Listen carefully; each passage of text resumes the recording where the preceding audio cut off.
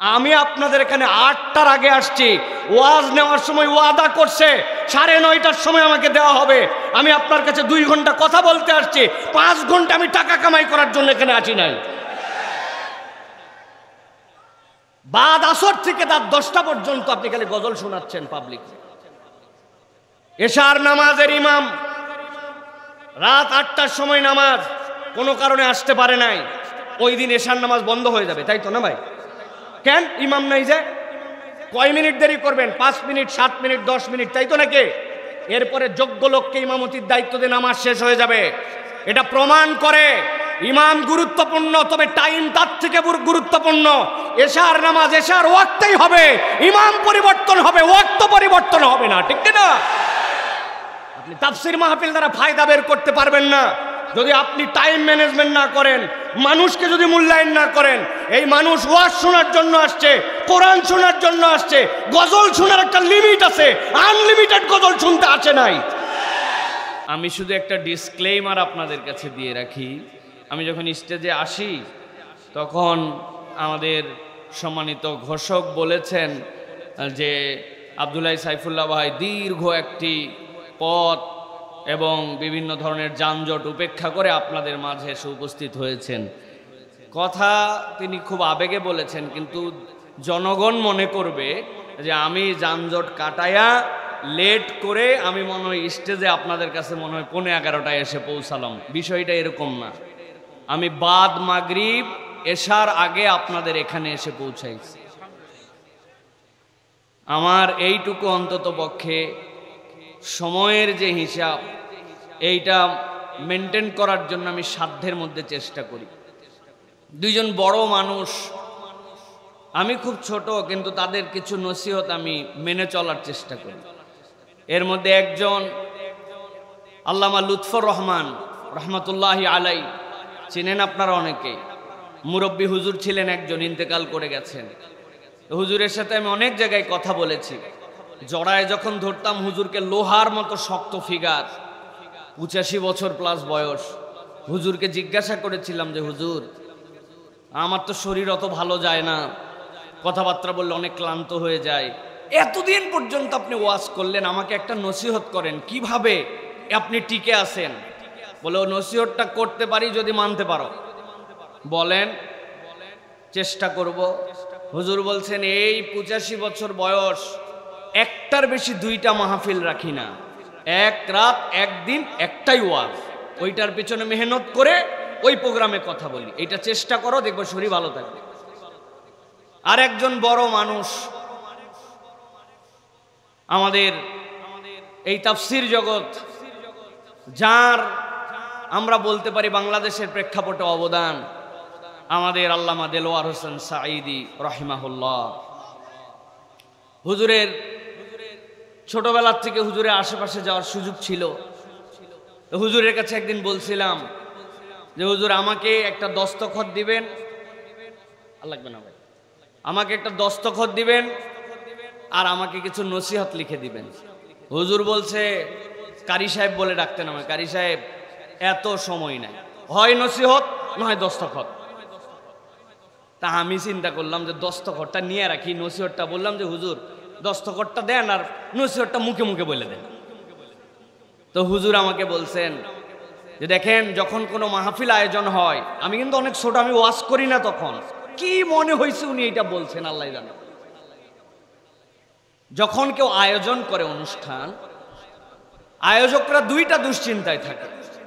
একটা দুশ্চিন্তা তার হাতে নাই, আরেকটা দুশ্চিন্তা সে চেষ্টা করে মিনিমাইজ করার জন্য। কি? আবহাওয়া। আজকে যদি ঝড় বৃষ্টি হয়ে সব এলোমেলো হয়ে যেত, আয়োজকদের কিছু করার ছিল ভাই।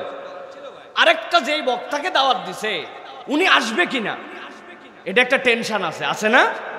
তো হুজুর বলছিলেন আগে ভাগে মাহফিলে চলে যাবেন, ওয়াজের জন্য মানুষের দোয়া চাইতে হবে না, ওই কমিটি একটা দিলের মধ্যে শান্তি পাবে যে আমাদের আলোচক চলে আসছে, ও ভাই আবহাওয়া যা হয় হোক, লোক হোক না হোক, বক্তা চলে আসছে। আগে ভাগে যাবেন, মানুষের কলিজার থেকে দোয়া পাবেন, মানুষে বলা লাগবে না যে ভালো ওয়াজের জন্য দোয়া করেন, অটোমেটিক দোয়া। আমি এই 2টা নসিহত এখন পর্যন্ত ফলো করার চেষ্টা করি। আমি আপনাদের এখানে 8টার আগে আসছি, ওয়াজ নেওয়ার সময় ওয়াদা করছে 9:30টার সময় আমাকে দেওয়া হবে। আমি আপনার কাছে 2 ঘন্টা কথা বলতে আসছি, 5 ঘন্টা আমি টাকা কামাই করার জন্য এখানে আসি নাই। বাদ আসর থেকে রাত 10টা পর্যন্ত আপনি খালি গজল শোনাচ্ছেন পাবলিক। এশার নামাজের ইমাম রাত 8টার সময় নামাজ কোনো কারণে আসতে পারে নাই, ওই দিন এশার নামাজ বন্ধ হয়ে যাবে, তাই তো না ভাই? কেন? ইমাম নাই যে। কয় মিনিট দেরি করবেন? 5 মিনিট, 7 মিনিট, 10 মিনিট, তাই তো নাকি? এরপরে যোগ্য লোককে ইমামতির দায়িত্ব দিয়ে নামাজ শেষ হয়ে যাবে। এটা প্রমাণ করে ইমাম গুরুত্বপূর্ণ, তবে টাইম তার থেকে গুরুত্বপূর্ণ। এশার নামাজ এশার ওয়াক্তেই হবে, ইমাম পরিবর্তন হবে, ওয়াক্ত পরিবর্তন হবে না, ঠিক না? আপনি তাফসীর মাহফিল দ্বারা ফায়দা বের করতে পারবেন না যদি আপনি টাইম ম্যানেজমেন্ট না করেন, মানুষকে যদি মূল্যায়ন না করেন। এই মানুষ ওয়াজ শোনার জন্য আসছে, কোরআন শোনার জন্য আসছে, গজল শোনার একটা লিমিট আছে, আনলিমিটেড গজল শুনতে আসে নাই। আমি কোরআনুল কারীম থেকে সরাসরি আপনাদের কাছে কিছু কথা বলবো, যে কথাগুলি বলার জন্য আপনাদের কাছে প্রস্তুতি নিয়ে এসেছি। সেটি হচ্ছে আল্লাহ রাব্বুল আলামিন যে ওয়াদা করেন, এই ওয়াদা দুনিয়ার কোনো মানুষের সাথে তুল্য তো নয়, বরং আল্লাহ রাব্বুল আলামিনের ওয়াদা কখনো খেলাফ হয় না। এটাই হচ্ছে আল্লাহ রাব্বুল আলামিনের সিফাত, ঠিক কি না? দুনিয়াতে আমরা নানান ওয়াদা করি, কিন্তু আমাদের ওয়াদা ভঙ্গ হয়ে যায়।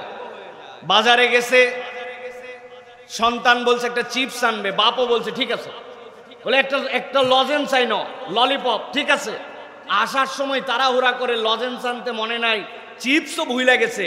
এরকম হয় কিনা ভাই?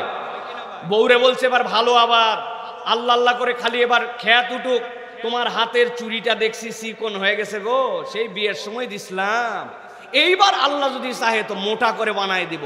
আল্লাহর কি কাম? 15 দিন আগে শুনছে সোনার 2,10,000। বউয়ের কাছে আর কোনো সোনার আলাপই তোলে না, ঠিক না ভাই?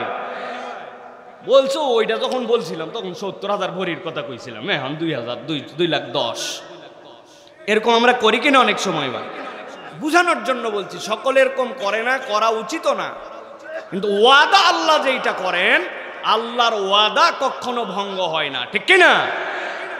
আল্লাহ রাব্বুল আলামিন বলছেন, ওয়াদাল্লাহুল মুমিনিনা ওয়াল মুমিনাত জান্নাতিন তাজরি মিন তাহতিহাল আনহার খালিদিনা ফিহা ওয়া মাসাকিন তাইয়িবাতান ফি জান্নাত।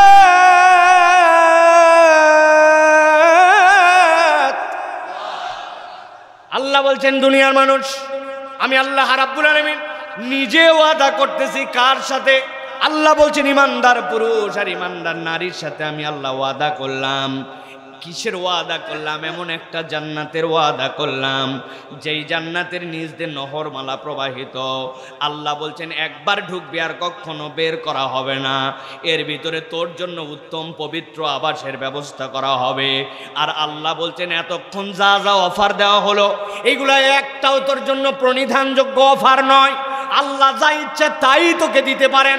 আল্লাহ বলছেন তোকে জান্নাত দিবেন, তাজরি মিন তাহতিহাল আনহার, পায়ের নিচ দিয়ে তোর নহরমালা থাকবে, উপর দিয়ে দিয়ে তুই ঘুরে বেড়াবি। দুনিয়ার হিসাবে এটা মিলাতে পারবি না। দুনিয়ার সব আনন্দের শুরু আছে, শেষও আছে, কিন্তু আল্লাহ বলছেন খালিদিনা ফিহা, একবার ঢুকবি আর কখনো বের করা হবে না। ওয়া মাসাকিনা তাইয়িবাতান, পরশিটা তোর খারাপ, রাস্তাটা তোর খারাপ, যেই অঞ্চলে থাকিস সব কিছু পাওয়া যায় না, যদিও এলাকা ভালো কিন্তু এরকম সীমাবদ্ধতা থাকে। আল্লাহ বলছেন ওয়া মাসাকিনা তাইয়িবা, তোর জন্য এই থাকাটাও হবে উত্তম। তবে বান্দা আমি জানায় রাখলাম, এইগুলা যা যা অফার দিলাম, যা যা ওয়াদা করলাম, একটাও তোর জন্য গুরুত্বপূর্ণ নয়। সব থেকে গুরুত্বপূর্ণ ওয়া রিদওয়ানুম মিনাল্লাহি আকবার। আল্লাহ বলছেন আল্লাহ ওই জান্নাতে তোর প্রতি চির খুশি হয়ে যাবেন। আল্লাহ বলছেন নবী জানায় রাখেন, যালিকা ওয়াল ফাউজুল আযীম।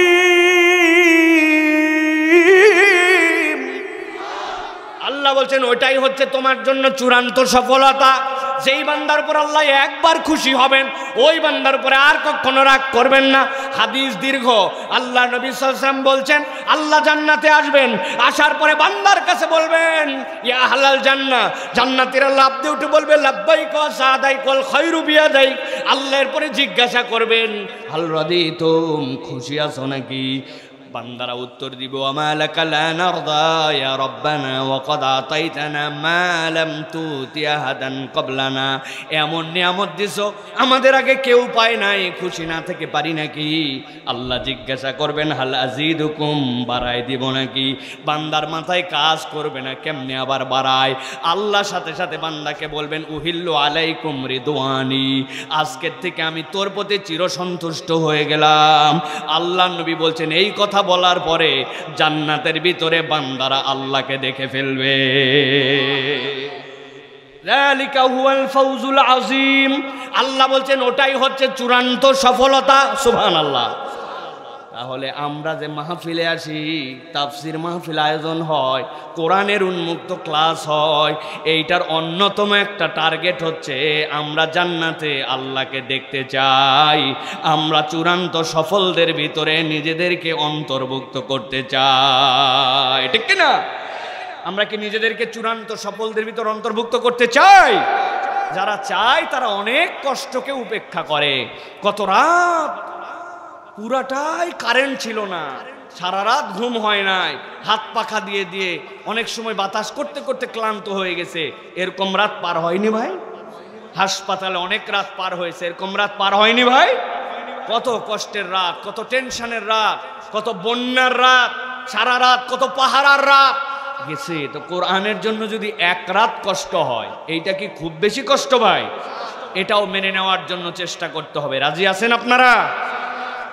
কারা কারা দেখি হাতগুলা নামান, একসাথে সবাইকে হাত তুলতে হবে, হাতগুলা সোজা করে তুলতে হবে, বাঁকা বুকা না, টান টান করে সোজা করে উঠাতে হবে। রাজি আছেন ইনশাআল্লাহ? সব হাতগুলা উঠছে ভাই? মনিটরটা একটু বাড়ানো যায় কিনা, গলা টানতেছে একটু হালকা, হাত সোজা করেন একটু, হাত দুইটা হাত, দুই হাত। ওরে ভাই সোজা মানে এইরকম, সোজা মানে এরকম না, এরকম না, সোজা এরকম। সোজা করছেন সবাই? গলাটা একটু পরিষ্কার দেন, ভালো করে, ভালো সোজা করছেন, শক্ত হয়েছে। যারা বসে আছেন হাত নামাবেন না, পাটা পরিবর্তন করেন, যেই পায়ে ছিলেন পা চেঞ্জ করেন। হ্যাঁ, কোমরটা নড়াচড়া দিয়ে পা চেঞ্জ করেন, চেঞ্জ করে বসেন। সবাই নড়াইছেন, একটু কোমরটা নড়া দেন, হাতটা সোজা করেন, সোজা। কোমর টান হয়েছে, গলা পরিষ্কার হয়েছে, শক্ত শক্ত শক্ত করেন। ওই যে গোলাপি কালারের টি শার্ট, বুকের মধ্যে সাদা লেখা, কি ব্যাপার? এ কেবল হাত তুলছে, মনে করছে এতদূর হুজুর দেখবে না। সোজা করেন, হাত সোজা করেন, বুঝছেন সব? এবার বুক বরাবর নেন, এই বরাবর। আমি এবার একটা তাকবীর দিব, আকাশ বাতাস মুখরিত করে একটা আল্লাহ রাব্বুল আলামিনের গুণকীর্তন আল্লাহু আকবার বলতে হবে। যারা যারা আকাশ বাতাস মুখরিত করে বাপজাদার জন্মে এত জোরে আল্লাহু আকবার বলেন নাই, যারা পারবেন তারা বলেন আল্লাহুম্মা আমিন। আর হাজার পাম্পট্টি দেওয়ার পরেও যারা পারবেন না তারা আগেই বলেন আল্লাহুম্মা আমিন। আছে কিছু লোক, এরা আগেই সিলিন্ডার দিয়েছেন, এরা পারবে না। পারবেন আপনারা ইনশাআল্লাহ? যারা পারবেন হাতটা মুঠ করেন, মুঠ করছেন। এবার আমি যখন বলবো লিল্লাহে তাকবীর, হাত আসমানের দিকে ছুড়ে দিয়ে বলতে হবে আল্লাহু আকবার। পারবেন ইনশাআল্লাহ? রেডি সবাই? বাচ্চারা রেডি? এই মাদ্রাসা ছেলে, এরা কি রে, কিয়া হাত এরম না? রেডি সবাই? দেখে তাকবীর দেন, লিল্লাহে তাকবীর, লিল্লাহে তাকবীর। আল কোরআনের আলো, আল হাদিসের আলো,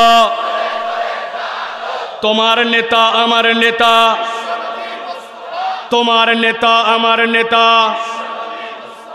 আলেম ওলামা যেখানে, আল্লাহর আইন যেখানে, লিল্লাহে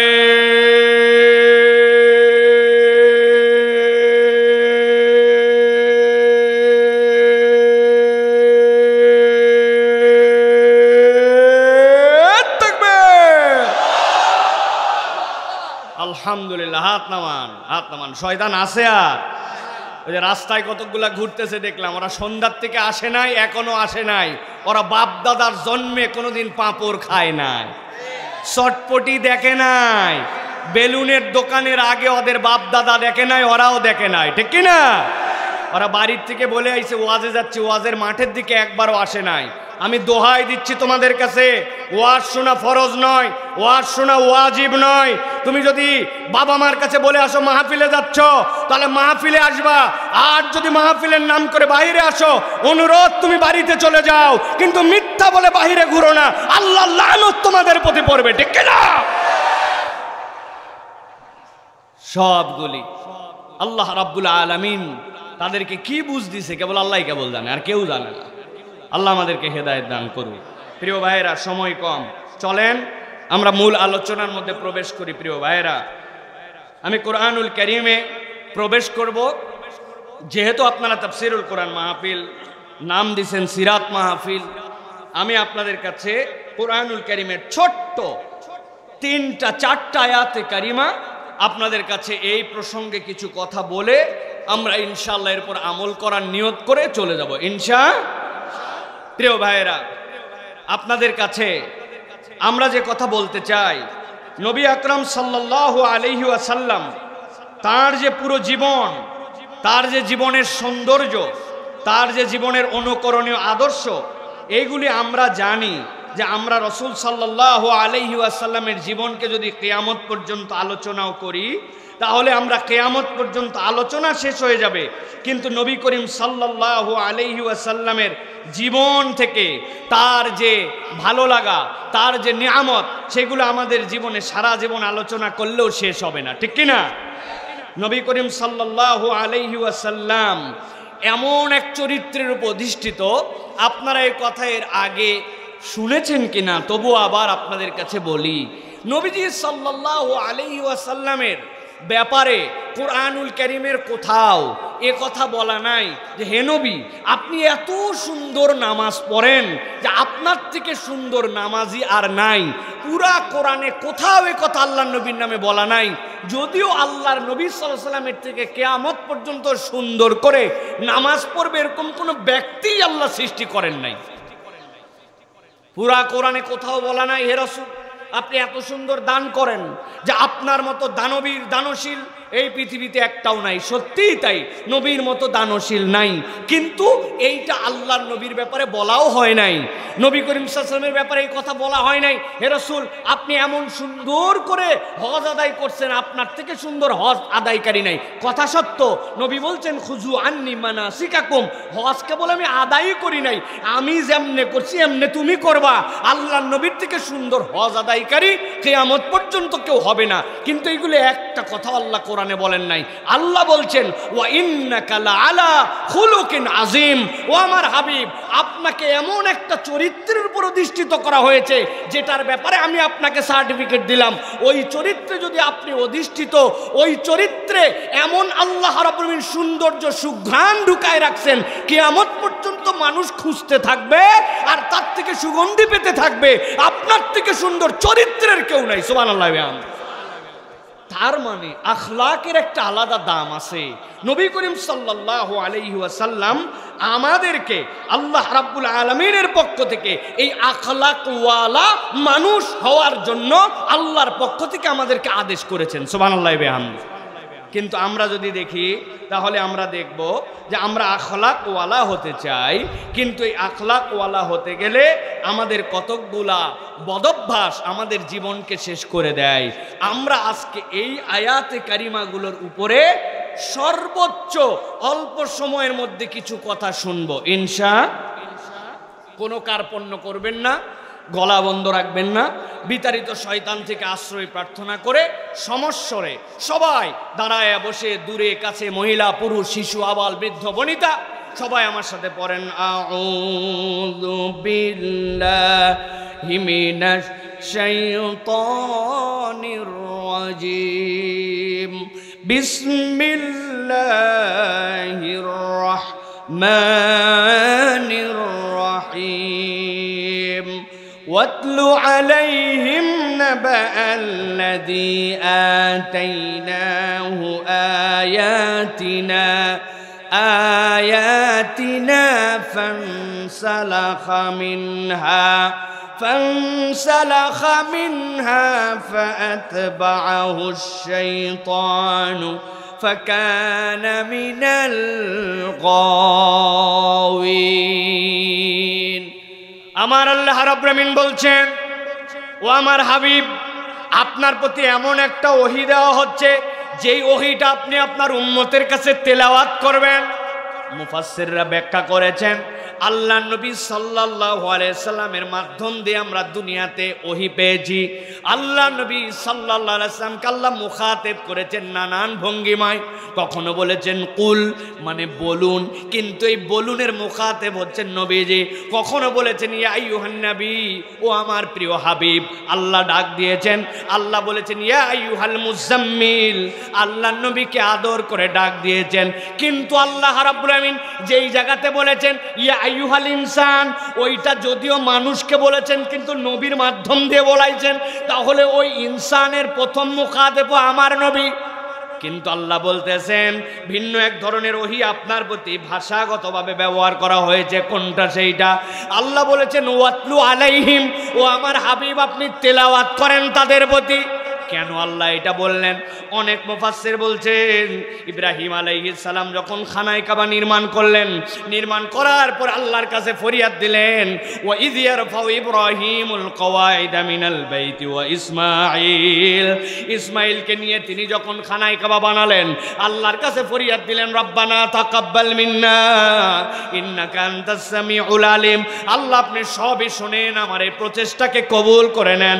আল্লাহ বললেন ও আমার প্রিয় খলিল, আপনার দিলের মধ্যে এখন আমি এমন একটা দোয়া ঢেলে দিচ্ছি, কিভাবে এই খানায়ে কাবা কবুল হবে সেইটা আপনি আল্লাহর কাছে বলবেন।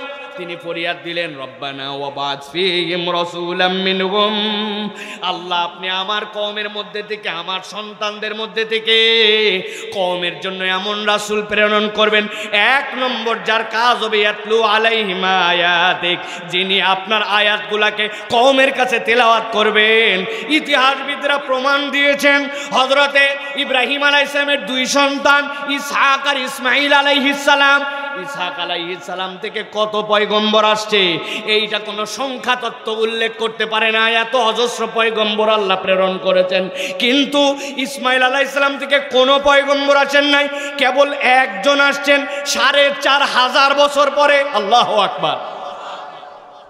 নবীজি বলছেন তোমরা জানো নাকি ওই ইসমাঈল আলাইহিস সালামেরকে সাথে নিয়া আমার খলিলুল্লাহ বাইতুল্লাহর মধ্যে দাঁড়ায়া আল্লাহর কাছে যে দোয়া করেছিলেন, আমি মুহাম্মাদুর রাসূলুল্লাহ সাল্লাল্লাহু আলাইহি সাল্লাম ৪৫০০ বছর পরে তার দোয়ার ফসল তোমাদের কাছে আসছি। আল্লাহু আকবার।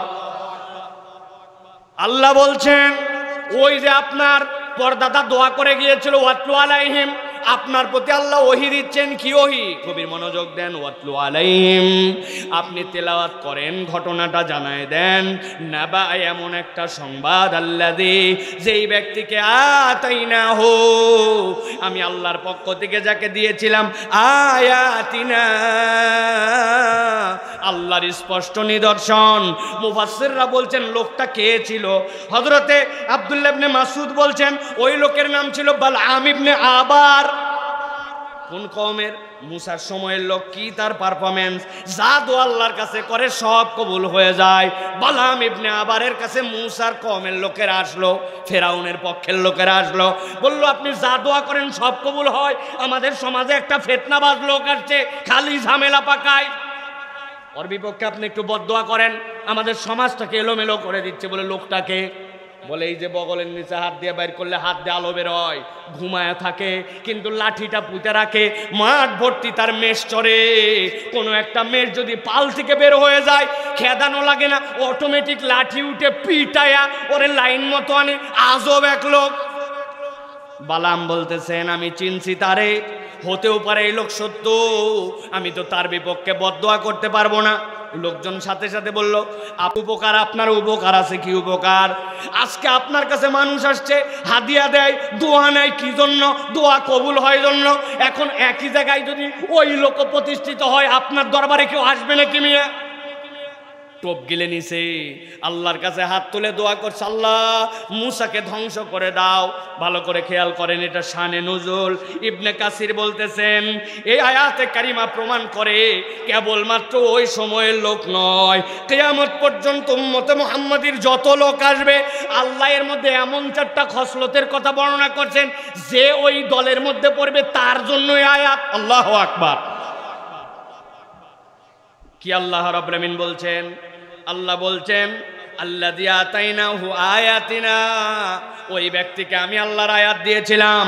সত্য মিথ্যা সে চিনে ফেলেছিল, কিন্তু এই সত্য মিথ্যা চিনার পরেও জীবনে সে 4টা অপরাধ করে ফেলল। কয়টা? জোরে বলেন, একসাথে বলেন। 1 নম্বরে আল্লাহ বলছেন ফানসালাকা মিনহা, এই ব্যক্তি এখান থেকে মুখ ফিরায় নিল। ফানসালাকা, এখান থেকে সে সরে গেল, ইনসিলাক করে ফেললো। আল্লাহর আয়াত না চিনলে ভিন্ন কথা, কিন্তু আল্লাহর বিধান জানে, সত্য কোনটা জানে, হক কোনটা তার কাছে ক্লিয়ার, কিন্তু তারপরেও সে সেখান থেকে ফেরত আসছে। আপনি আমি যদি আমাদের সমাজেও দেখি, আল্লাহর বিধান জানে, আল্লাহর হুকুম জানে, তারপরেও গাজওয়ারি করে আল্লাহর বিধান থেকে নিজের মুখ ফিরায় নাই, এরকম চরিত্রের মানুষ আছে কিনা? আসতে বলেন, আছে কিনা? কারা তারা? আমরা আছে। কি মজা আছে। নামাজ পড়েন, করুক না পড়ুক নামাজের বিধান মানে নিবে। রোজা করেন, করুক না করুক বলবে আল্লাহর বিধান। কিন্তু চলতে চলতে যদি আপনি তারে বলেন আল্লাহর জমিনে আল্লাহর আইন দিয়ে বিচার হোক, আল্লাহর আইনের পক্ষে এই বাংলাদেশ চলুক, বলবে এই তো হুজুর রাজনীতির কথা কয়। এই হুজুরকে মনে করছিলাম তো ওই দলের না, কিন্তু এটাও দেখি দল করে। এরকম বলা লোক আছে কিনা? হাজার হাজার মানুষকে কষ্ট দিল, লাখ লাখ মানুষের বাড়িতে কষ্ট পৌঁছায় দিল, শত শত মানুষকে গুম করলো, ছোট্ট বাচ্চাদেরকে উপর থেকে গুলি করে মারলো। তারপরেও কয় যে আসলে কি জানি কেমনে কি হলো, অত খারাপ না ওরা। এরকম বলা লোক আছে কিনা? আমার আল্লাহ রাব্বুল আমিন বলছেন ভালো করে মিলাই নাও, ফানসালাকা মিনহা, আল্লাহর আয়াত তার কাছে পরিষ্কার হওয়ার পরেও, সত্য তার কাছে ক্লিয়ার হওয়ার পরেও এই ব্যক্তি এমন ব্যাককল। আল্লাহ বলতেছেন নবী আপনি এটা জানাই দিয়ে রাখেন, ফানসালাকা মিনহা, সেখান থেকে মুখ ফিরায় নিছে। আল্লাহ বলছেন যদি কেউ সত্য থেকে মুখ ফিরায় নেয়, সাথে সাথে সে 2 নম্বর একটা ক্ষতির মধ্যে পড়ে যায়। কি ক্ষতি? আল্লাহ বলছেন ফাআতবাহু শাইতান ফাকানা মিনাল গাওয়িন।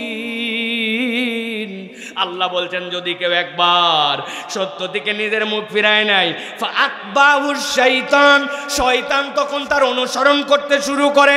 আর একবার শয়তান যার পিছে লাগে, ফাকানা মিনাল গাওয়িন, আল্লাহ বলছেন অবশ্যই অবশ্যই সে পথভ্রষ্ট হয়। নাউজুবিল্লাহ। বুঝেন না এই কথা ঠিক মতো? ক্লিয়ার করে আর একটু বুঝাই। মাঝে মাঝে আপনি আপনার বাচ্চাকে বকা দেন, আমাদের ছোটদেরকে বকা দেয়, এই পিচ্ছি খবরদার শয়তানি করবে না। শয়তানি করিস কেন বলেন না ভাই? এর মানে কি ভাই? এই যে ঝাড়িটা মারলেন, মানে ওই বাচ্চা এমন কাজ করতেছে, ওই লোক এমন কাজ করে যেইটা আপনার কাছে মনে হয় এটা শয়তানি কাজ, তার মানে এই কাজ করলে তুই শয়তানের অনুসরণ করতেছিস, ঠিক না? কিন্তু আল্লাহ বলছেন না, আমি এই কথা বলি নাই। তুমি জেনে বুঝে যদি আল্লাহর বিধান থেকে সরে যাও, সেখান থেকে যদি মুখ ফিরায় নাও, সত্য তোমার সামনে পরিষ্কার হওয়ার পরেও তুমি যদি তোমার হ্যাডাম দেখায়া, পাওয়ার দেখায়া, অহম দেখায়া, আগের একটা ঐতিহ্য আছে, ঐতিহ্যর কথা বলে তুমি যদি সত্য থেকে মুখ ফিরায় নাও, আল্লাহ বলতেছেন তখন তুমি শয়তানের অনুসরণ করো না। ফাআতবাহু শাইতান, তখন শয়তানি তোমার পিছে লেগে যায়। আর একবার যার পিছে শয়তান লাগে, ফাকানা মিনাল গাওয়িন, আল্লাহ বলছেন পথভ্রষ্ট হওয়া ছাড়া তার আর কোনো উপায় নাই। ভালো করে খেয়াল করেন তাহলে। এই জায়গায় 2টা অপরাধ আমি জিজ্ঞাসা করব আপনাদের, কিন্তু আবার উত্তর দেওয়া লাগবে সময় মতো। এক নম্বরে সত্য জানার পরেও বুঝার পরেও সেখান থেকে মুখ ফিরায়, মনে আছে তো? দুই নম্বরে যে এই লাইনে থাকে শয়তান তখন তার পিছে লেগে যায়, মনে থাকবে তো? চলেন এবার সামনে বাড়াই। আল্লাহ বলছেন নবী আপনি আরো তেলাওয়াত করেন। আল্লাহ রাব্বুল আলামিন আয়াতে কারিমা দিলেন, ওয়ালাউ শি'না লারাফানাহু বিহা ওয়ালাকিন্নাহু আখলাদা ইলাল আরদি ওয়াত্তাবা হাওয়া।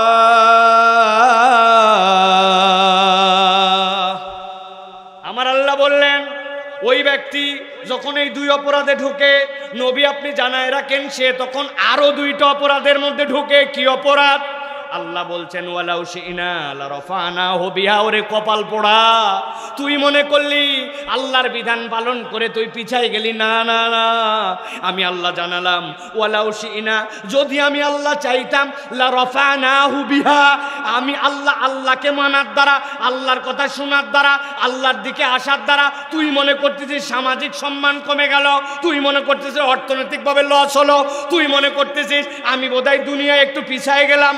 আল্লাহ বলছেন না, ওয়ালাউ শি'না লারাফানাহু বিহা, তুমি যদি আল্লাহর আয়াত মেনে নিতে, শয়তানকে ত্যাগ করতে, আমি আল্লাহ চাইলে এর দ্বারাই তোমার মর্যাদা বহুগুণ বাড়ায় দিতে পারতাম। কিন্তু সে কথা শোনে নাই। আল্লাহ বলছেন উপর্যুপুরি আরো দুইটা অপরাধে সে ঢুকলো। গভীর মনোযোগ। আল্লাহ বলছেন তার 3 নম্বর অপরাধ, ওয়ালাকিন্নাহু আখলাদা ইলাল আরদ, এই বেটা নিরেট দুনিয়াদার হয়ে গেল। দুনিয়া ছাড়া সে আর কিচ্ছু বোঝে না। আরবিতে খুলদুন শব্দের অর্থ এমন সকল প্রাণী যেই প্রাণীরা সার্বক্ষণিক মাটির দিকে মুখ করে দিয়া রাখে। নাম বলেন। গরু চেনেন তো না? ছাগল চেনেন তো? মাঝে মাঝে যদিও মাথা উঁচু করে, কিন্তু যতই মাথা উঁচু করুক না কেন ওই প্রাণীর তবিয়ত হচ্ছে সব সময় মুখটা নিচের দিকে থাকে। এইটাকে বলা হয় খুলদুন। বলে এটা কি? দুনিয়াতে আল্লাহ 3 ধরনের প্রাণী সৃষ্টি করছেন, একটু ঠান্ডা মাথায় ভেবে দেখেন। 1 নম্বর হচ্ছে মুকিব্বানা লাওয়াজি, যারা সরীসৃপ মুখের ভরে চলে, এদের হালতটা হচ্ছে দুনিয়াতে সব সময় সিজদার হালত। দেখবেন টিকটিকি মাথা একটু উঁচু করলেও বুক না ঠেলে চলতে পারে না, কেঁচো বুক না ঠেলে চলতে পারে না, কুমির বুক না ঠেলে চলতে পারে না, সাপ বুকের ভরে চলতে হয়, ঠিক না? এরা সিজদার হালতে থাকে। আর এক শ্রেণীর প্রাণী আছে যেগুলা রুকুর হালতে থাকে। যদিও ছাগল মাঝে মাঝে 2 পাতলের উপরে পাতা খায়, কিন্তু ওর হালতটা সব সময় জমিনমুখী, মুখটা তার মাটির দিকে। এরা হচ্ছে রুকুর হালতে। আর একটা ব্যতিক্রম প্রাণী, তারা হচ্ছে মানুষ। আল্লাহ যার মাথাকে উঁচু করেছেন, আল্লাহ যার মাথাকে উপরে রাখার মতো ব্যবস্থা করেছেন, কিন্তু আজব এক প্রাণী মানুষ। আল্লাহ যদিও 3 শ্রেণীর মধ্যে আনছেন, কিন্তু এই মানুষের মধ্যে আল্লাহ 3টা গুণ দিয়ে সকল সৃষ্টির উপরে শ্রেষ্ঠত্ব দিয়েছেন। সুবহানাল্লাহ। ও দাঁড়ায় আল্লাহু আকবার বলে হাত বাঁধে, মাথা আমার উঁচু আল্লাহ, কিন্তু আমি আল্লাহু আকবার বলছি, আমার আল্লাহ তার থেকেও বড়। এরপরে বান্দা সানা পড়ছে, ফাতিহা পড়ছে, সূরা পড়ছে, রুকুতে চলে গেছে আল্লাহু আকবার বলে। সে তখন পৃথিবীর সব রুকুকারীর মতো, কিন্তু রুকুতে যে আল্লাহর কাছে বলে সুবহানা রাব্বিয়াল আযীম, ও আমার আল্লাহ আমি যদিও রুকুকারী কোমর হালানো, কিন্তু ওই জায়গাতেও তোমাকে বলতেছি তুমি এমন রব, সুবহানা রাব্বিয়াল আযীম, আমার রুকুর হালতেও আমার রবের থেকে প্রশংসিত শ্রেষ্ঠ আর কেউ হতে পারে না। আল্লাহু আকবার। এইটা বলার পরে বান্দা যখন ওঠে, কি বলে ওঠে? সবাইকে বলতে হবে কি বলে ওঠে। আরেকবার বলেন কি বলে ওঠে? এমনি এমনি বলাই নাই। আমাদের ধারণা এইটা আমার মুখের কথা, না এইটা আমার মুখের কথা নয়। বান্দা এতক্ষণ যা বলছে এইটা হচ্ছে আল্লাহর পক্ষ থেকে জবাব।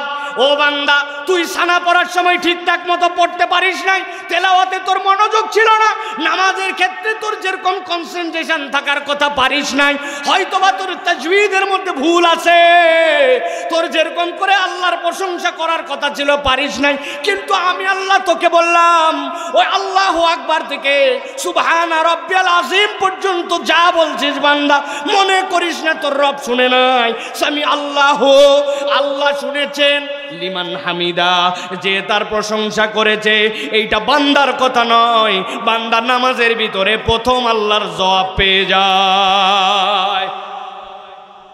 এরপরে বান্দা বলে রব্বানা লাকাল হাম। এরপরে বান্দা আল্লাহর কাছে সিজদায় চলে যায়। আরবের মুশরিকরা নবীজির কাছে আসছে, কি এমন ধর্ম তুমি নিয়ে আসলে? কেন? বলে আমরাও তো উপাসনা করি, কিন্তু এইরকম উপাসনা করি না যেখানে মাথা মাটিতে আর পাছা উপরে, নিতম্ব উপরে। এ আবার কি আজব সিস্টেম! এই সিজদা আল্লাহ নবীজি সাল্লাল্লাহু আলাইহি ওয়াসাল্লামের দ্বীনের মধ্যে দিলেন।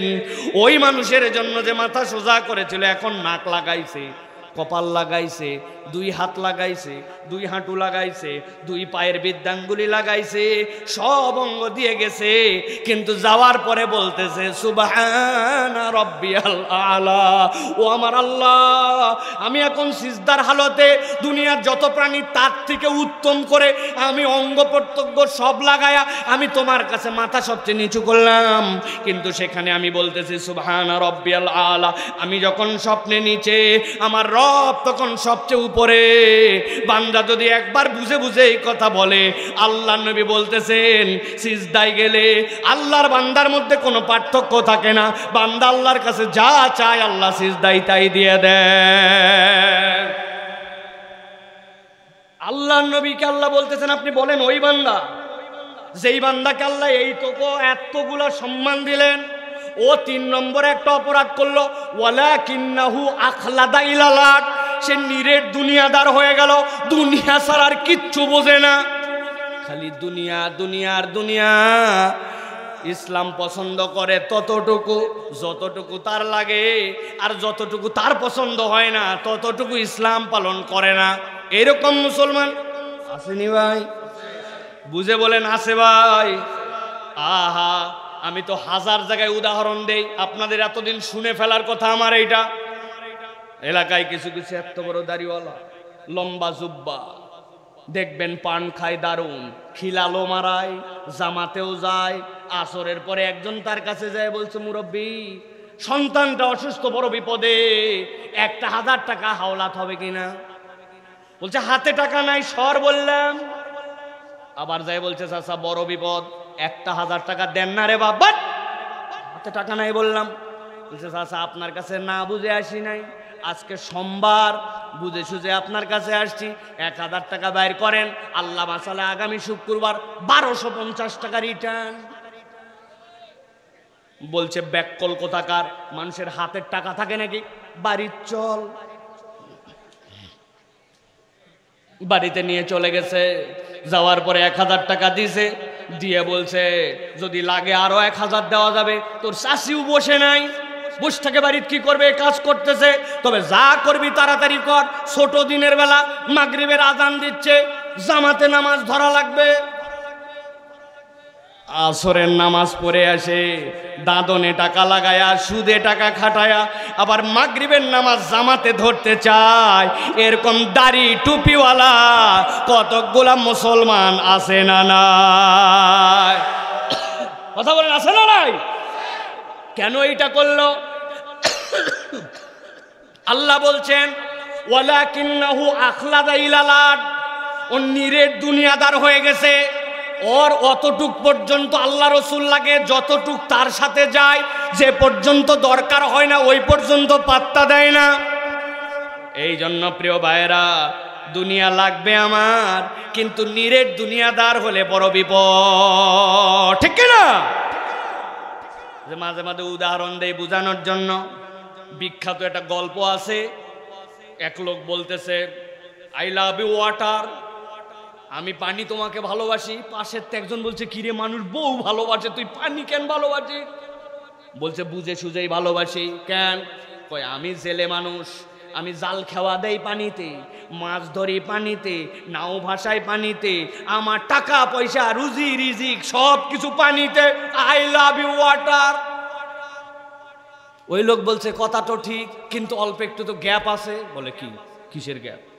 ওই যার সাথে যার ভালোবাসা তার সাথে তার মিলন হতে হয়। ব্যাককল তুই ওই উপরে বসে হাল ধরে থাকিস, পানি কত নিচে, তোর সাথে মিলন কোথায়? বলছে তুই মিলন করাই দে তাহলে।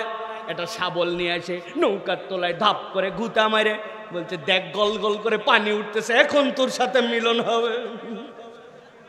বুঝে থাকলে বলেন তো, নৌকার তলা স্যান্ডা করে পানি যদি গল গল করে ওঠে, এইটাকে মিলন হবে না ডুবন? আরে কথা বললেন না যে মিলন না ডুবন? এই জন্য আমাদের সালাফরা বলতেন দুনিয়া লাগবে, তবে অন্তর ফুটা করে দিয়ে দুনিয়া ঢুকায়ও না। যদি অন্তর ফুটা করে দুনিয়া ঢুকে যায়, দুনিয়াও ডুববে, পরকালও ডুববে, ঠিক না? ইমাম ইবনুল কাইয়িম বলতেন দুনিয়ার মানুষ বোকা হয় না। বলে কেন? বলে তুমি যদি তোমার ছায়ার পিছে দৌড়াও, রোদ উঠছে, তোমার একটা ছায়া পড়ে, ছায়া পড়ে না ভাই? আপনি ছায়ার পিছে দৌড়াচ্ছেন, ধরতে পারবেন তো? যারা যারা পারবেন তারা হাত তোলেন যে ছায়া ধরে ফেলছি। উনি বলতেছেন ছায়া ধরা যায় না, বোকার মতো ছায়ার পিছে দৌড়ায় না, বরং তুমি এমন মানবিক মানুষ হও, ছায়া তোমার পিছে সবসময় থাকবে। তুমি যদি দুনিয়ার পিছে দৌড়াও, দুনিয়া পুরাটা ধরতে পারবা না। শত শত মানুষের কাছে জিজ্ঞাসা করবেন কেমন আছেন, বলছে বাবা ভালো নাই। কেন ভালো নাই? জানলে আবার তো বলি নাকি? বুঝেন নাই না? কেন ভালো নাই তাও জানে না, এরকম লোক আছে না ভাই? আপনার কি ভাই বাড়ির অভাব? আরে দুই বাড়ি, টাকা পয়সা, আর ব্যাংকে আল্লাহ যত জমি জমা না, তো ভালো নাই কেন? বলতে জানি না। কেন ভালো নাই জানি না, ভাল লাগে না, আছে কিনা? আমার আল্লাহ রাব্বুল আমিন বলছেন, গভীর মনোযোগে খেয়াল করেন, 3 নম্বর কথা সংক্ষেপ। আল্লাহ বলছেন ওয়ালাকিন্নাহু আখলাদা ইলাল আরদ, ওই মানুষের 3 নম্বর দোষ, সে নিরেট দুনিয়াদার, দুনিয়া ছাড়া কিচ্ছু বোঝে না, খালি দুনিয়া দুনিয়া দুনিয়া। 4 নম্বরে আল্লাহ বলতেছেন ওই ব্যক্তির আরেকটা অপরাধ হচ্ছে ওয়াত্তাবা হাওয়া, ও আল্লাহকে ইলা মানে, কিন্তু আল্লাহকে ইলা মানার সাথে সাথে তার যে নফস আছে, অন্তর আছে, ওই নফসটাও হচ্ছে তার জন্য ইলা। ইসলাম মানে তত দূর, ভালো লাগে যত দূর, আর নফস মানে তত দূর, তার প্রয়োজন আছে যত দূর। এরকম মানুষ আসেনি ভাই? বুঝে বলেন আছে? ছোট্ট 2-1টা উদাহরণ দিলে বুঝবেন। আমি শত শতবারই উদাহরণ দিয়েছি। ইসলামের মধ্যে বিয়ের বিধান আছে, আছে না ভাই? ইসলামের বিয়ের মধ্যে 3 ধরনের বিধান, ফরজ, ওয়াজিব, সুন্নাত। ফরজ 1 নম্বর, আল্লাহ নবী সাল্লাল্লাহু আলাইহি ওয়াসাল্লামের প্রতি আল্লাহ ওহী করে জানাইছেন ইজাব আর কবুলের মধ্যে যেটা, এইটা আপনার জন্য ফরজ, এটা আপনাকে আল্লাহ রাব্বুল আলামিন নির্দেশ দিয়েছেন। 2 নম্বর ওয়াতুন নিসা সাদুকাতিহিন্না নিহলা, তার জন্য দেনমোহর দেওয়া ফরজ। ওয়াজিব কি? সাক্ষী রাখা লাগবে, 2 জন প্রাপ্তবয়স্ক পূর্ণবয়স্ক, 2 জন সৎ লোক আপনার সাক্ষী থাকবে, এটা ওয়াজিব। আর কতগুলা সুন্নত আছে আপনার জন্য। আল্লাহ নবী বলছেন আউলিম ওয়ালাউ বিশাতিন, একটা ছাগলের বাচ্চা দিয়ে হলেও ছেলের বাড়িতে আনে ওলিমা করো। ইসলামের বিয়ে শাদী সব যা প্রোগ্রামের মধ্যে শেষ। কিন্তু আমি আপনাদের কাছে জামালগঞ্জ, বকশীগঞ্জ বাসীর কাছে জিজ্ঞাসা করতে চাই, জামালপুরের আপনার এলাকার কি বিয়ে শাদী এর মধ্যে শেষ? 3 দিন আগের থেকে মেহেদি সন্ধ্যা, 2 দিন আগের থেকে হলুদ সন্ধ্যা, এর আগের দিন হচ্ছে গোসল রাত্রি, তার 7 দিন আগের থেকে এলাকার সবচেয়ে দামি দামি ডেক বক্স নিয়ে যায়া ছাদের উপরে লাগায়া আসেনি ভাই? যেই বাড়িতে ঢিষ্টি ঢিষ্টি হয়, ওই বাড়ির থেকে এক মুরব্বী আসরের নামাজের সময় বের হয়ে আসছে, লোকজন যায় ধরছে, আপনার বাড়ির থেকে এত গান বাজনা, আপনি হাজী সাহেব মানুষ, এলাকার মানুষ অস্থির হয়ে গেল, বাচ্চা কাচ্চা অসুস্থ হয়ে যাচ্ছে, পরীক্ষার্থী আছে, কিছু মানতেছেন না, ব্যাপার কি? বলতেছে থাম থাম, তোরও বোন আছে, বেটি আছে। আমি কি আমার ইচ্ছাই করতেছি নাকি? ভাস্তা ভাস্তির একটু চাইছে, এলাকার যুবকরা একটু চাই, এখনকার সমাজে এটা হয়েছে, রাগ করিস না, আরে একদিন চল নামাজ পড়ে আসি, আছে কিনা? হাজী সাহেব বলে এলাকার লোক চাই, নাতি নাতকুর চাই, এলাকায় টেন্ড হয়ে গেছে, হাল আমলে এগুলো একটু করা লাগে। ওই লোক নামাজি, ওই লোক হাজি, কিন্তু আল্লাহ বলছেন ওয়াত্তাবা হাওয়া, সে আল্লাহকে পূর্ণ মানে নাই, সে তার নফসের গোলামি করে। এইটা হচ্ছে ওই বান্দার অপরাধ, ঠিক না? এরকম লোক আপনার এলাকায় আছে? কথা বলেন, আছে? কারা তারা? আমরা। বাবা, মনে করছে এটা কোন মুরব্বির কান্দের উপর দিয়ে গেল। সামনে তাকালে দেখা যায় 18, 20, 25, 30, 40 বছর বয়স, মুখে এখনো দাড়ি রাখে নাই, সিরাত মাহফিল শুনতে আসছে। ও আচ্ছা, আপনার সমস্যা আছে, আপনি নারীর থেকে হঠাৎ করে পুরুষ হয়েছেন, এখনো দাড়ি জ্বালায় নাই, তাই তো না ভাই? বিষয় এরকম না। আপনি আপনার দাড়ি সাইজে ফেলান, আপনি এখনো অপেক্ষা করান, ধরবনি, করবনি, কবে যাবনি, কিন্তু আপনি বুঝলেন না। এলাকার কোনো মানুষ যদি ওসিয়ত করে যায়, ও ভাই আমি যদি মরে যাই, মরার পরে আমার মাথায় একটু পাগড়ি দিও, আপনারা কি পাগড়ি দিয়ে দাফন করবেন? এ ভাই, এদিকের লোক মনে হচ্ছে একেবারে শুয়ে গেছে, একবারে কোনো কথাই বলে না। পাগড়ি দিয়ে দাফন করবেন? যদি বলে আমাকে একটু লম্বা জুব্বা একটা দিয়েন, ঘুমটি বোতামওয়ালা, ওই জুব্বা দিয়ে আমারে দাফন করেন, করবেন? কেন করবেন না? সে খারাপ আবদার করছে নাকি? পাগড়ি খারাপ, জুব্বা খারাপ? বলেন না না না। নবীজি কিমনে দাফন হবে, দাফনের তরিকা দেখাই দিয়ে গেছেন, আবেগ দেখালে হবে না। কথা ঠিক না?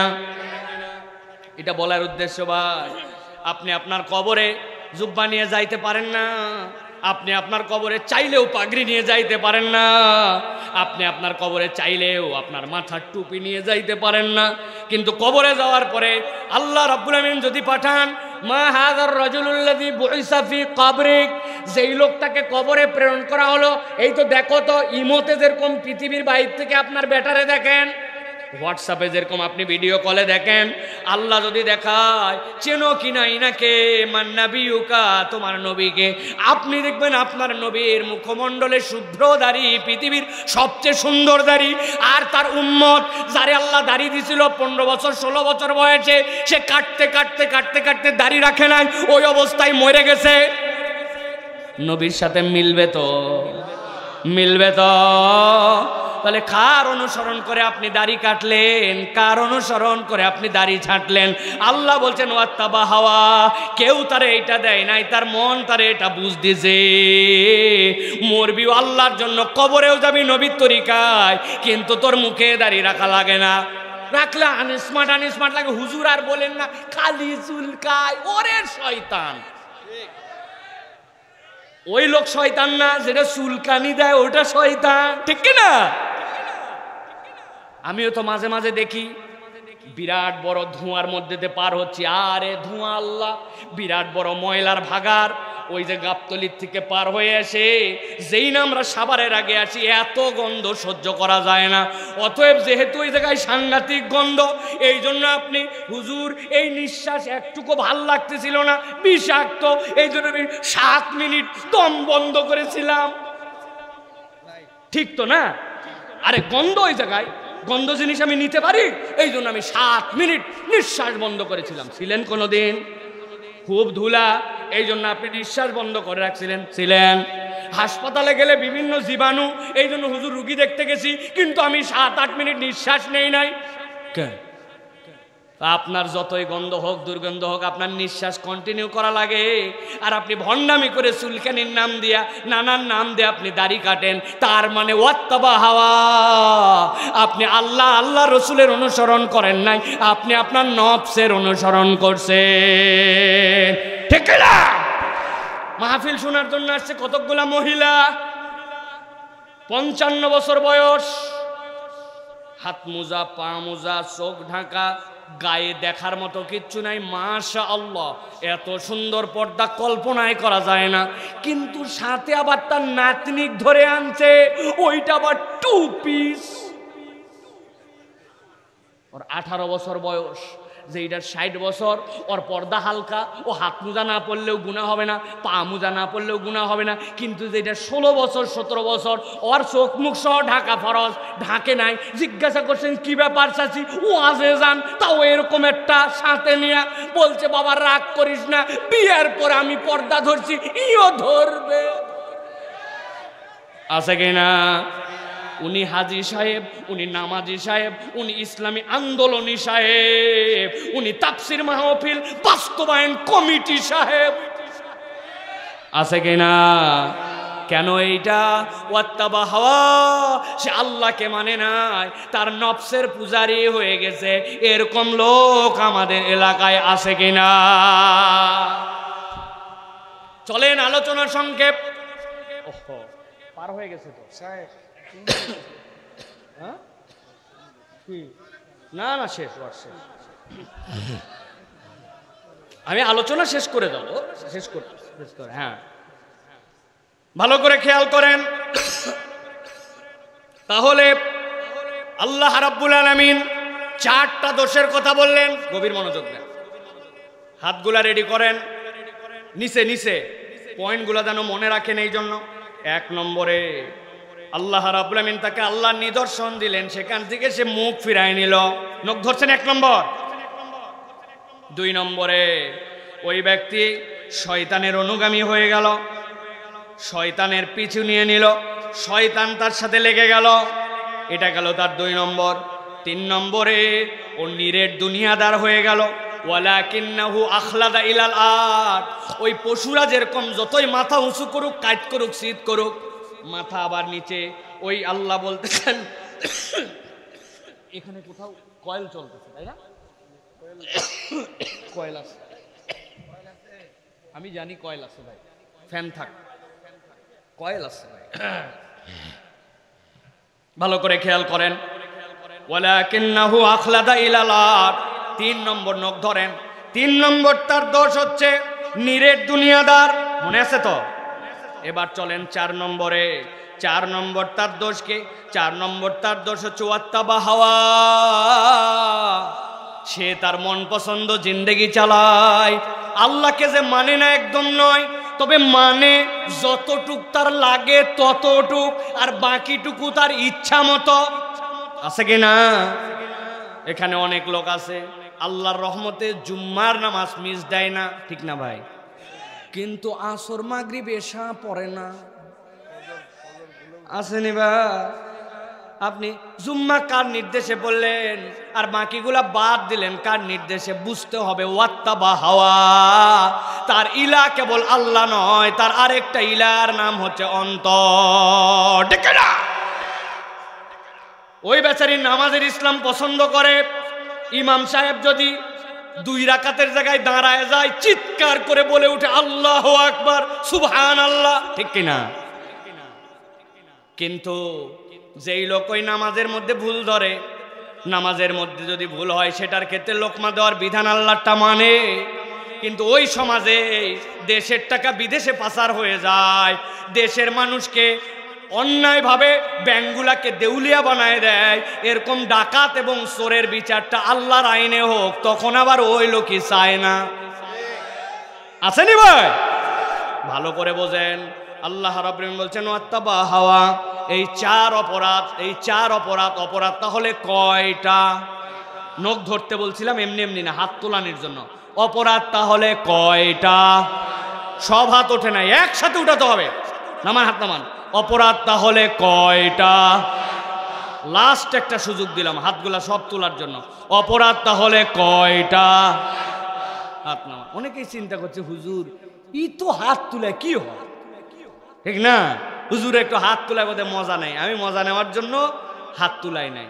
আমাদের অধিকাংশ ওয়াজ আপনাকে যদি বলা হয় আগামীকালকে সকালে চায়ের দোকানে যে বলবে দেরি হয়েছে, তাই কি বক্তা আসছিল একটা ফাটা ফাটা। একজন বলছে বাবা আমি কাজের জন্য ময়মনসিংহ ব্রিজে বিশাল জাম, আইসা পৌঁছাতে পারি না বাবা, ওয়াজ তো ফাটাফাটি হয়েছে, কিন্তু কি ওয়াজ হলো? বলছে তা বলতে পারবো না, কিন্তু ফাটাইছে।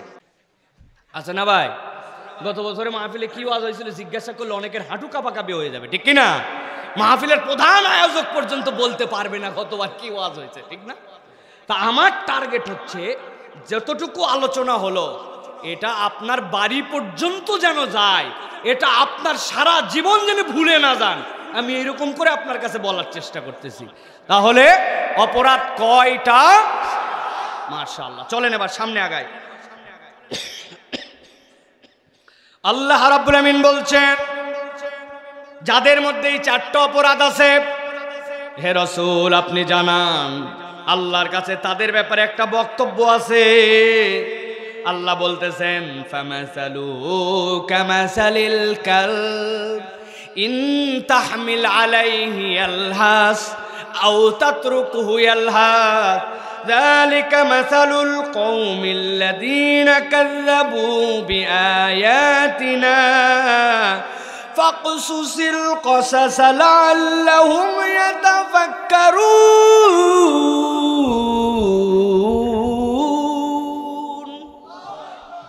আল্লাহ বলতেছেন নবী আপনি জানাই দেন, এই ব্যক্তি যাদের কাছে কোরআনের আয়াত আসলো কিন্তু এই কোরআনের আয়াত থেকে মুখ ফিরায় নিল, শয়তান যাদের অনুগামী হয়ে গেল, যারা দুনিয়া ছাড়া কিচ্ছু বোঝে না, মিথ্যা বলতে একটুকু ঠোঁট কাঁপে না, গীবত করতে তার একটুকু ভয় লাগে না, মুখ দিয়ে গালি বের হতে যার এক মুহূর্ত চিন্তা করে না, নিরেট দুনিয়াদার, আবার মুসলমান নিজের পরিচয় দেয়।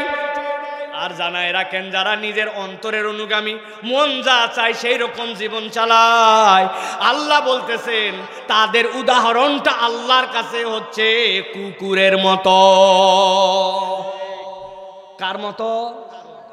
সবাইকে একসাথে বলতে হবে কুত্তার মতো। হয় নাই? তাদের উদাহরণ আল্লাহর কাছে কার মতো? সবাই বলেন, এই বসে আছেন যারা পায়ের ভরে মুগ্ধ বলেন, তাদের উদাহরণ আল্লাহর কাছে কার মতো? লাস্ট আরেকবার সুযোগ দিলাম, তাদের উদাহরণ আল্লাহর কাছে কার মতো? অনেকেই ভাবতেছেন নাউজুবিল্লাহ হুজুর কুত্তা পর্যন্ত 4 বার বলালো, বিনা কারণে বলাই নাই।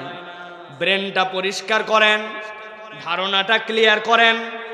আপনার ধারণা আহারে কুত্তা আল্লাহর কত খারাপ একটা সৃষ্টি, কত নিকৃষ্ট একটা সৃষ্টি, কত বাজে একটা সৃষ্টি, এই জন্য বোধহয় আল্লাহ রাব্বুল আমিন কোরআনের মধ্যে তাদেরকে কুকুরের উদাহরণ দিয়েছেন। ঠিক তো?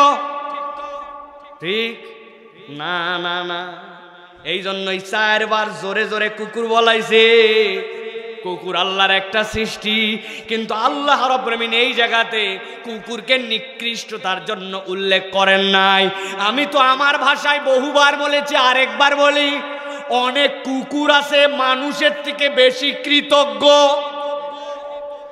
আন্দাজি ঠিক বলছেন, আমি বুঝাই ঠিক বলাই আপনারে। আমার নিজের জীবনের প্রমাণ আছে।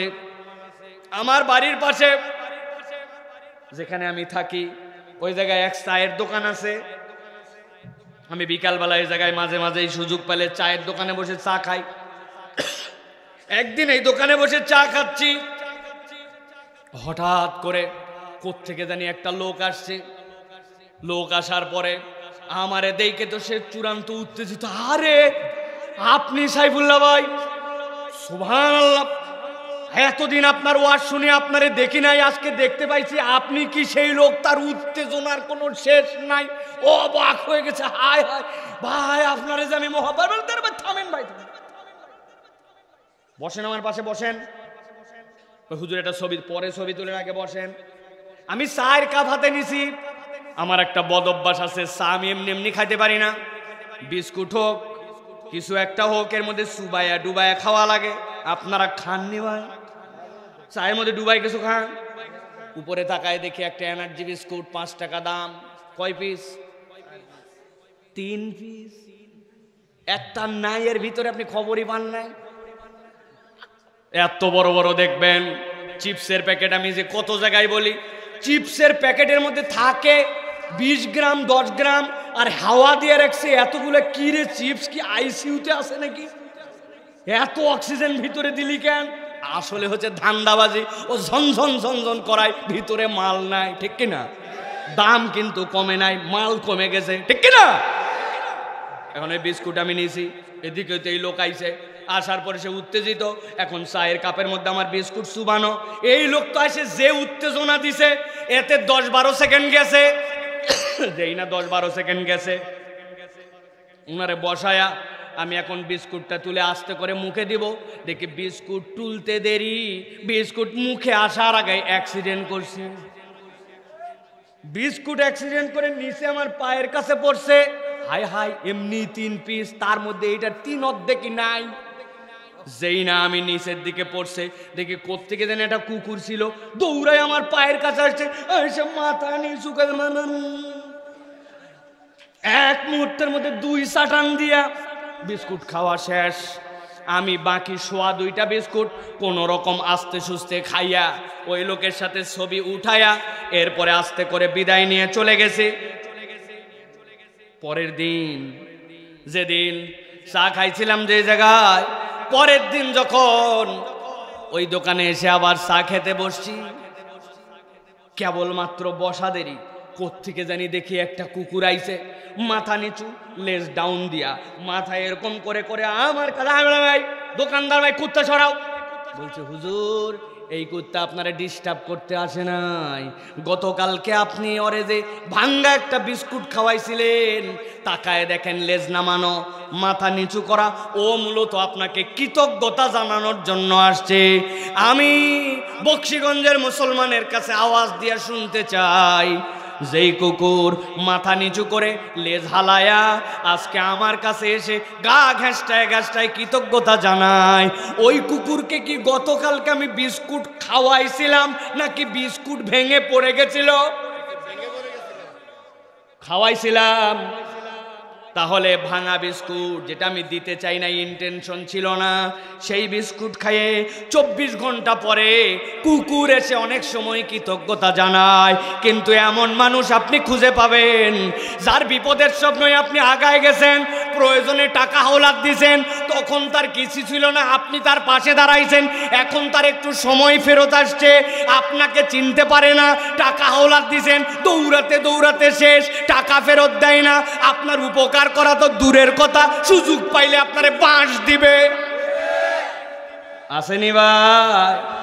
তাহলে আমি যে বললাম, আল্লাহ বলছেন ফামাসালুহু কামাসালিল কালব, আল্লাহ বলছেন ওই 4 অপরাধ যার, আমি আল্লাহ বললাম উদাহরণ হচ্ছে তাদেরটা কুকুরের মতো। তার মানে আল্লাহ বলছেন বান্দা কুকুর নিকৃষ্ট সৃষ্টি, এই জন্য আমি আল্লাহ উদাহরণ দেই নাই। কেন দিলাম? আল্লাহ বলছেন ইন তাহমিল আলাইহি আলহাস আও তাতরুকু আলহাস যালিকা মাসালুল কওমিল্লাযিনা কাযাবু বিআয়াতিনা। আল্লাহ বলতেছেন এই উদাহরণ এই জন্য আমি কুকুরকে যে সৃষ্টি করলাম, এই কুকুরের একটা তবিয়ত হচ্ছে ইন তাহমিল আলাইহি আলহাস, কুকুরের পিঠে কেউ বোঝা দেয় না, কিন্তু যদি কেউ কুকুরের পিঠে বোঝা চাপায় তবুও কুকুর হাঁপায়, আবার যদি কেউ তাকে ছেড়েও দেয় তাও হাঁপায়। মুফাসসিররা ব্যাখ্যা করছেন লাহসুন মানে পিপাসার কারণে জিহ্বা বের হয়ে যাওয়া। গরমের দিনেও কুকুরের পিপাসা লাগলে জিহ্বা বের হয়, শীতের দিনেও কুকুরের পিপাসা লাগলে জিহ্বা বের হয়। কুকুর কখনো স্থির থাকতে পারে না, কোনো ডিস্টার্ব নাই, তারপরেও রাত্রে শুয়ে থাকে দেখবেন আজারাই লেজ নড়ে, আজারাই কান নড়ে। কথা ঠিক কিনা? আল্লাহ বলতেছেন বান্দা বুঝে নাও, বুঝে নাও, আল্লাহর বিধান আসছিল, মুখ ফিরায় নিছো, শয়তান তোমার অনুগামী হয়েছে, নিরেট দুনিয়াদার হয়ে গেছো, মন পছন্দ জিন্দেগি চালাও, সমস্যা নাই। আল্লাহ বলছেন আমি তোমার জিন্দেগিটা কুকুরের মতো দিব, দুনিয়াতেও তোমার সুখ নাই, পরকালেও তোমার সুখ নাই, স্থিরতার জিন্দেগি বান্দা তুই পাবি না। ভালো করে খেয়াল করেন, আপনার আমার জীবন দিয়ে হিসাব মিলান। আল্লাহ বলছেন যালিকা মাসালুল কওমিল্লাযিনা কাযাবু বিআয়াতিনা, এটা তো ওই কওমের উদাহরণ যাদের কাছে আমার আয়াত আছে, যাদের কাছে আমার নিদর্শন আছে, যাদের কাছে কাছে সত্য কোরআন আছে, বছরকে বছর মাহফিল করে করে তাদেরকে জানানো হয়, কিন্তু তারপরেও হৃদয়ে ধাক্কা লাগে না, পরিবর্তন হয় না। আল্লাহ বলছেন এই উদাহরণটা কুকুরের মতো, তার জিন্দগিটা দুনিয়াতে অস্থির, পরকালে অস্থির। বুঝে থাকলে বলেন তো, আপনার আমার জীবন এখন যদি হিসাব মিলায় দেখি সব আছে, তারপরেও কেন জানি শান্তি নাই। মুরব্বীরা পর্যন্ত বলে খাবার সবই ঠিক আছে, আগের মতো স্বাদ নাই, আগের মতো সুখ নাই, আগের মতো শান্তি নাই। কেন মন ভালো নাই তাও জানা নাই। আসেনি ভাই? হিসাব মিলান তাহলে। আল্লাহ রাব্বুল আমিন বলতেছেন নবী, এই যে দীর্ঘ রাত 12:30 পার, আপনি বসে আছি, মাটির জমিনকে উপর থেকে ঠান্ডা পড়তেছে। কেন এই আলোচনা, কেন এই ওয়াজ? আল্লাহ বলতেছেন নবীকে বলেন ফাকসুসিল কসাস লাআল্লাহুম ইয়াতাফাক্কারুন। আমি আল্লাহ রাব্বুল আমিন বললাম, ও আমার হাবিব, আপনি এই গল্প শুনান। ফাকসুস, আপনি এই গল্প বলেন। লাআল্লাহুম ইয়াতাফাক্কারুন, আশা করা যায় আজকে বকশীগঞ্জের মুসলমান একটু চিন্তা ফিকির করে মাহফিল থেকে উঠবে। লাআল্লাহুম ইয়াতাফাক্কারুন, সে আগের জীবন আর আজকের জীবন এক কাতারে আর রাখবে না। নবী আপনি গল্প করেন, ইব্রাহিম আলাইহিস সালাম 4500 বছর আগে বলে গেছেন ওয়াতলু আলাইহিম, আপনি এমন পয়গম্বর দেন যিনি তেলাওয়াত করবে ইয়াতলু আলাইহিম আয়াতিকা ওয়া ইউযাক্কিহিম ওয়া ইউআল্লিমুহুমুল কিতাবা ওয়াল হিকমা। ওইটার হক কিয়ামত পর্যন্ত উলামায়ে কেরামের মাধ্যম দিয়ে যাবে। ফাকসুসিল কসাসা লাআল্লাহুম ইয়াতাফাক্কারুন। অতএব আমরা যদি এই তালের থেকে বেরোতে চাই, তাহলে আজকের এই ঘটনা থেকে শিক্ষা নেওয়া লাগবে ভাই, ঠিক না? আল্লাহ সর্বশেষ বলছেন, তবে যদি শিক্ষা না নাও সমস্যা নাই। সাআ মাসালাল কওমুল্লাযীনা কাযযাবু বিআয়াতিনা, যারা আমার আয়াত অস্বীকার করেছে তাদের কাছে বলার না বলা সমান। ওয়ানফুসাহুম কানু ইয়াজলিমুন, আর তারা নিজের অন্তরের উপরে নিজেরাই জুলুমকারী। এখন আমি আপনাদের কাছে লাস্ট একবার হাত তুলে জানতে চাবো, উত্তর দিবেন বুঝে থাকলে, না বুঝলে হাত তুলবেন না। আমরা কি আল্লাহর আয়াত মান্যকারী না অস্বীকারী? যদি মান্যকারী হই হাত তোলেন, হাত নামান। আমরা তাহলে আল্লাহর আয়াত মান্যকারী। তাহলে এই আয়াতের শেষটা আমাদের জন্য নয়। আল্লাহ বলতেছেন সাআ মাসালাল কওমুল্লাযীনা কাযযাবু বিআয়াতিনা, যাদের কাছে আয়াত বলেন ওরা যদি আল্লাহর আয়াত অস্বীকারী হন, বলা আর না বলা তাদের কাছে সমান। তাহলে আমরা আল্লাহর আয়াত মানি, ঠিক না? এখন যদি আল্লাহর আয়াত মানে, আল্লাহ রাব্বুল আমিন বলতেছেন ওই বান্দা, যেই বান্দাকে আমি আয়াত মানে বলেছে, তার দায়িত্ব হচ্ছে 1 নম্বর আল্লাহর ইবাদত করা, আর আল্লাহর ইবাদতের পরে 2 নম্বর তার পরিধানযোগ্য কাজ হচ্ছে সে তার বাপ মায়ের কথা শুনবে, বেয়াদব সন্তান হবে না। আদবওয়ালা সন্তান হওয়ার দায়িত্ব দিয়েছেন কে? কিন্তু এলাকার অবস্থা কি? বাপ মার সাথে দেখবেন বেয়াদবি, চুল কাটছে এমন ভক্কর চক্কর, প্যান্ট পরছে এমন রকম, জামা কাপড় পরছে এমন ধরন, বাপ মা পছন্দ করে না। বাপ মা রাগারাগি করলে উল্টা এসে বলে বেশি কথা বললে বাড়িতেই থাকবো না। আসেনি ভাই? তাহলে আমি আল্লাহ রাব্বুল আমিনের আয়াত অস্বীকারী যদি না হই, তাহলে সন্তানদেরকে আদবওয়ালা হতে হবে। 2 নম্বরে আল্লাহ বলতেছেন, আল্লাহ রাব্বুল আমিন ঈমানের পরে সবচেয়ে বড় দায়িত্ব দিয়েছেন সালাত। তাহলে ওই ঈমানদার নিজের পরিচয় দেয় ঈমানদার, মুমিনের ঘরের সন্তান, কিন্তু নামাজ পড়ে না। আল্লাহর আয়াত মান্যকারী হলে বেনামাজি হবে না নামাজি? কথা বলেন, কি হবে? 5টা পয়েন্ট বলবো। 3 নম্বরে, আপনি যদি আল্লাহকে মানেন, তাহলে আপনার একটা মুখ দিয়েছেন আল্লাহ, যেই মুখের কথা বলার যোগ্যতাও দিয়েছেন আল্লাহ। এই মুখ দিয়ে 3টা কাজ করা যাবে না। কয়টা? 1 নম্বর মিথ্যা, বলেন। 2 নম্বর গালি, 3 নম্বর গীবত। এই 3টা থেকে আপনাকে মুক্ত থাকতে হবে যদি আপনি বরাবর জীবন না করে ফেলেন। 4 নম্বরে, মহিলা যদি হন আপনাকে পর্দা করা লাগবে। আপনি বালেগ হয়ে গেছেন, আর কোনো কথা নাই, আপনাকে পর্দা করা লাগবে, ঠিক না? সর্বশেষ যেটা, নিজের মধ্যে যে বুঝ আছে ইমানের, নিজের মধ্যে যে বুঝ আছে ইসলামের, আল্লাহ রসুলের পক্ষের, ওইটা নিজের মধ্যে থাকলে চলবে না। আমরু বিল মারুফ ওয়ান নাহি আনিল মুনকার সমাজে চালু করা লাগবে। কেবল সৎ কাজের আদেশ নয়, অন্যায় থেকেও আপনাকে ফিরাতে হবে, ঠিক কি না? যুবকরা রেডি আছেন? অন্যায় থেকে প্রতিরোধ করার জন্য রেডি আছেন? হাত নামান। এই বিড়ি খাইস কেন তুই? এই কথা বলতে পারে না লিডাররা।